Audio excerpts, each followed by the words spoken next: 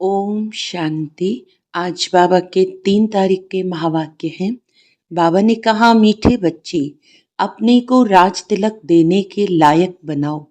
जितना पढ़ाई पढ़ेंगे, श्रीमत पर चलेंगे तो राज तिलक मिल जाएगा। प्रश्न है, किस स्मृति में रहो तो रावण पने की स्मृति विस्मृत हो जाएगी। उत्तर है, सदा स्मृति रहे कि हम स्त्री पुरुष नहीं, हम आत्मा हैं। हम बड़े बाबा शिव बाबा से छोटे बाबा यानी ब्रह्मा द्वारा वर्षा ले रहे हैं। ये स्मृति रावण पने की स्मृति को भुला देगी। जबकि स्मृति आई कि हम एक बाप के बच्चे हैं तो रावण पने की स्मृति समाप्त हो जाती है। यह भी पवित्र रहने की बहुत अच्छी युक्ति है, परंतु इसमें मेहनत चाहिए। गीत है, तुम्हें पाके हमने जहां पा लिया। ओम शांति। रूहानी बाप बैठ रूहानी बच्चों को समझाते हैं। देखो, सब तिलक यहाँ भ्रिकुटी में देते हैं। इस जगह एक तो आत्मा का निवास है, दूसरा फिर राज तिलक भी यहाँ दिया जाता है। ये आत्मा की निशानी तो है ही। अब आत्मा को बाप का वर्षा चाहिए, स्वर्ग का, विश्व का राज्य तिलक चाहिए। सूर्यवंशी चंद्रवंशी महाराजा महारानी बनने के लिए पढ़ते हैं। ये पढ़ना गोया अपने लिए अपने को राज तिलक देना है। तुम यहाँ आए ही हो पढ़ने लिए। आत्मा जो यहाँ निवास करती है वह कहती है, बाबा हम आपसे विश्व का स्वराज्य अवश्य प्राप्त करेंगे।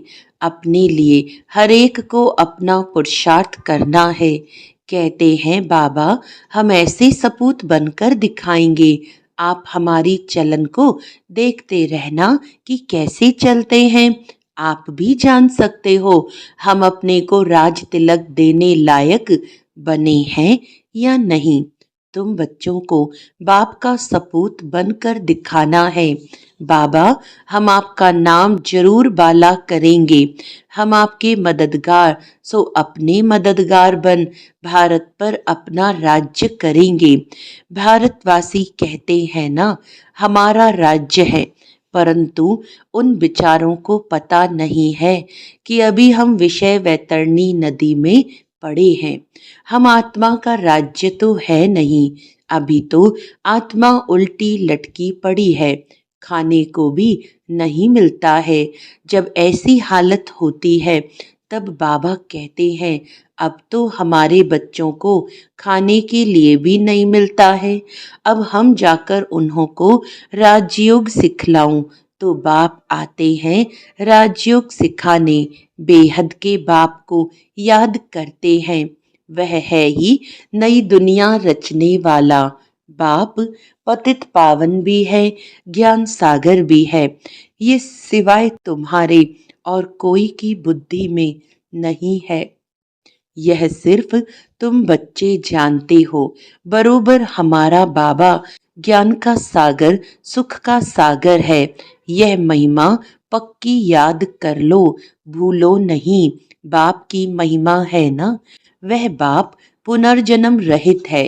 कृष्ण की महिमा बिल्कुल न्यारी है।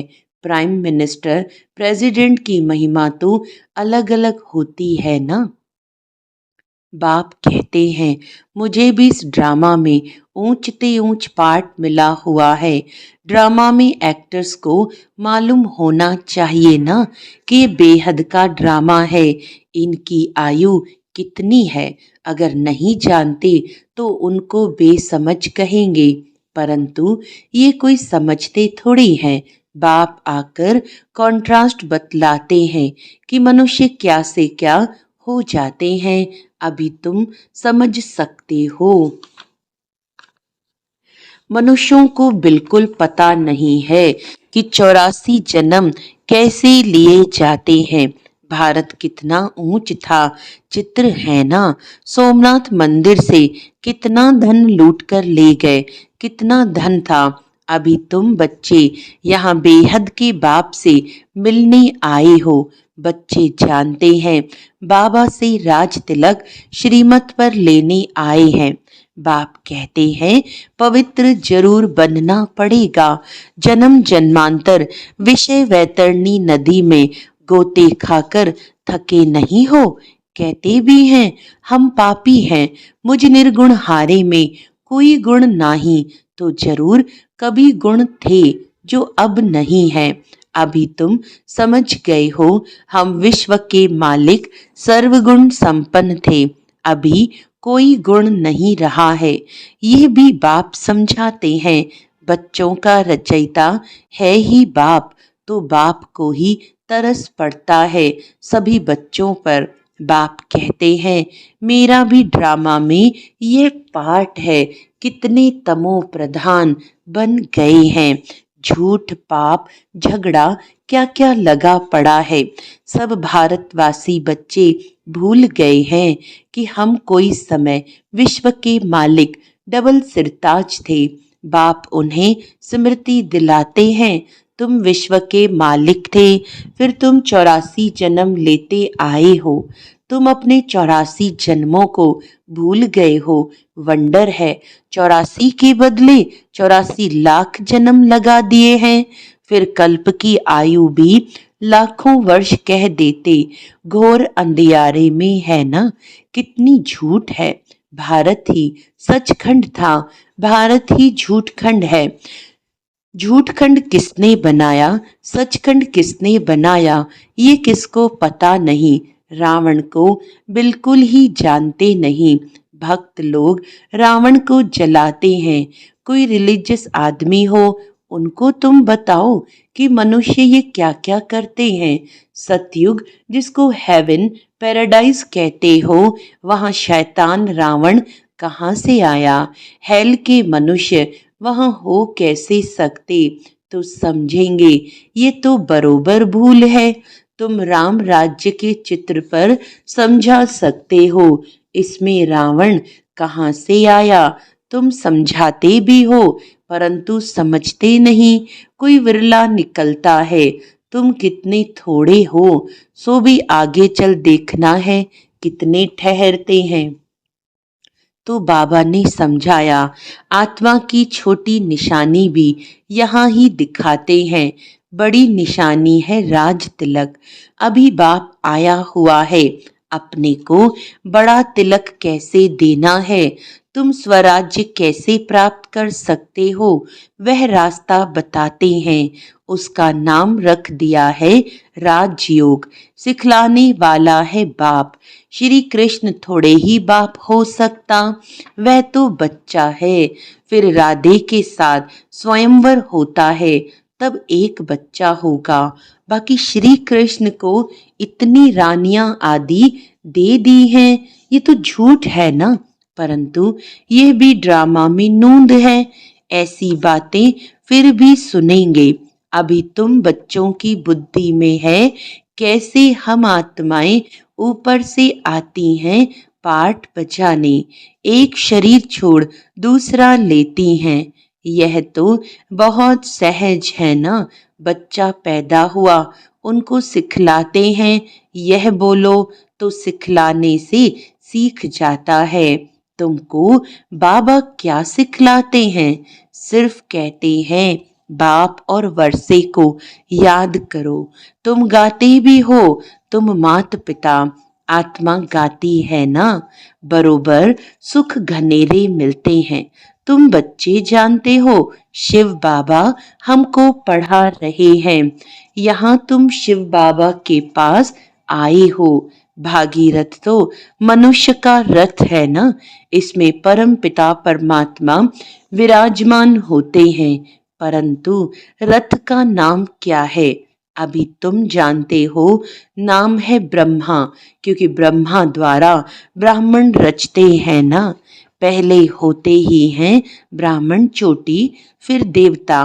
पहले तो ब्राह्मण चाहिए, इसीलिए विराट रूप भी दिखाया है। तुम ब्राह्मण ही फिर देवता बनते हो। बाप बहुत अच्छी रीति समझाते हैं, फिर भी भूल जाते हैं। बाप कहते बच्चे सदा स्मृति रखो कि हम स्त्री पुरुष नहीं, हम आत्मा हैं। हम बड़े बाबा यानी शिव बाबा से छोटे बाबा ब्रह्मा द्वारा वर्षा ले रहे हैं। तो रावणपने की स्मृति विस्मृत हो जाएगी। ये पवित्र रहने की बहुत अच्छी युक्ति है। बाबा के पास बहुत जोड़े आते हैं, दोनों ही कहते हैं बाबा। जबकि स्मृति आई है हम एक बाप के बच्चे हैं, तो फिर रावणपने की स्मृति विस्मृत हो जानी चाहिए। इसमें मेहनत चाहिए, मेहनत बिगर तो कुछ चल ना सके। हम बाबा के बने हैं, उनको ही याद करते हैं। बाप भी कहते हैं मुझे याद करो तो विकर्म विनाश होंगे। 84 जन्मों की कहानी भी बिल्कुल सहज है, बाकी मेहनत है बाप को याद करने में। बाप कहते हैं कम से कम पुरुषार्थ कर 8 घंटा तो याद करो। एक घड़ी आधी घड़ी क्लास में आओ तो स्मृति आएगी। बाप हमको ये पढ़ाते हैं। अभी तुम बाप के सन्मुख हो ना। बाप बच्चे बच्चे कह समझाते हैं, तुम बच्चे सुनते हो। बाप कहते हैं हियर नो इविल, यह भी अभी की ही बात है। अभी तुम बच्चे जानते हो हम ज्ञान सागर बाप के पास सम्मुख आए हैं। ज्ञान सागर बाप तुमको सारी सृष्टि का ज्ञान सुना रहे हैं। फिर कोई उठाए न उठाए वो तो उनके ऊपर है। बाप आकर अभी हमको ज्ञान दे रहे हैं। हम अभी राजयोग सीखते हैं। फिर कोई भी शास्त्र आदि भक्ति का अंश नहीं रहेगा।